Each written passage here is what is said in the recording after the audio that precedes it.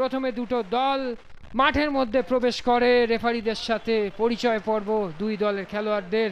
Toss time, টসে Asus rainbow জয়লাভ করে সেন্টার নেয়। ফটো সেশন, দুই দলের শেষ মুহূর্তে প্রার্থনা। রেফারি ঘড়ি দেখে খেলা শুরু হয়ে যায়। প্রথমেই একটা ফ্রি কিক বার উঁচিয়ে মাঠের বাইরে চলে গিয়েছিল। এখানে একটা ফাউল, অমরনাথ বাস্কে ফাউল করা হয় ও ইয়েলো কার্ড দেখেন সাফিক। শট ছিল একটা সরাসরি বার উঁচে। প্রথম গোল সেই অমরনাথ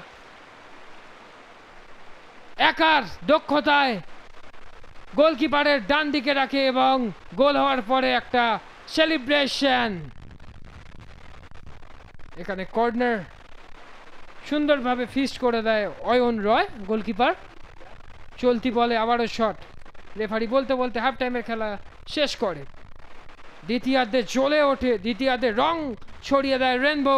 সেন্টার এবং উড়ন্ত হেড।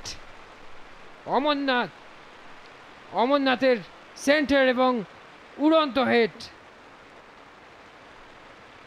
এমডি ফিরোজ কিন্তু ভালো বল বাড়িয়েছিল অমরনাথকে। তারপরে সেলিব্রেশন। বারবার করে আক্রমণে উঠে এসেছে জার্সি নাম্বার 8 এমডি ফিরোজ খান। এখানে অস্ট্রেলিয়া সেন্টার, এখানে চোট পেয়ে যায় জাসওয়াল, হলুদ কার্ড দেখে ফিরোজ। সেন্টার থেকে হেড ছিল এখানে এরিয়ানের সুমিতের।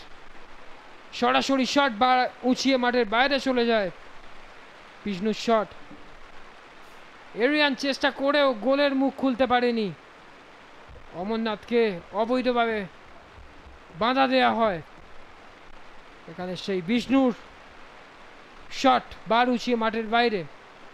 এখানে হলুদ কার্ড দেখানো হয় সঞ্জয়কে। তৃতীয় গোল সৌভিক ঘোষাল। দ্বিতীয়ার্ধে নেমে একটা দুর্দান্ত ফিনিশ করে, তারপরেই সেলিব্রেশন।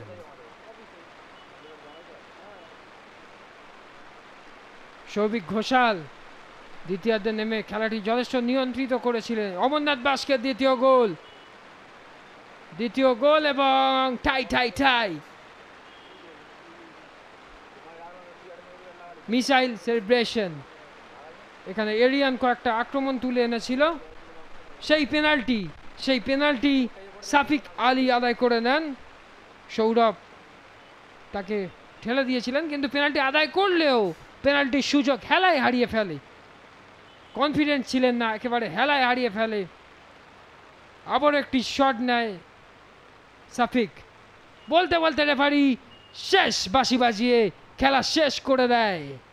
ফাইনাল স্কোর লাইন হয়ে যায় চুচুড়া স্টেডিয়ামে। অ্যাসোস rainbow athletic club 4, Aryan club 0।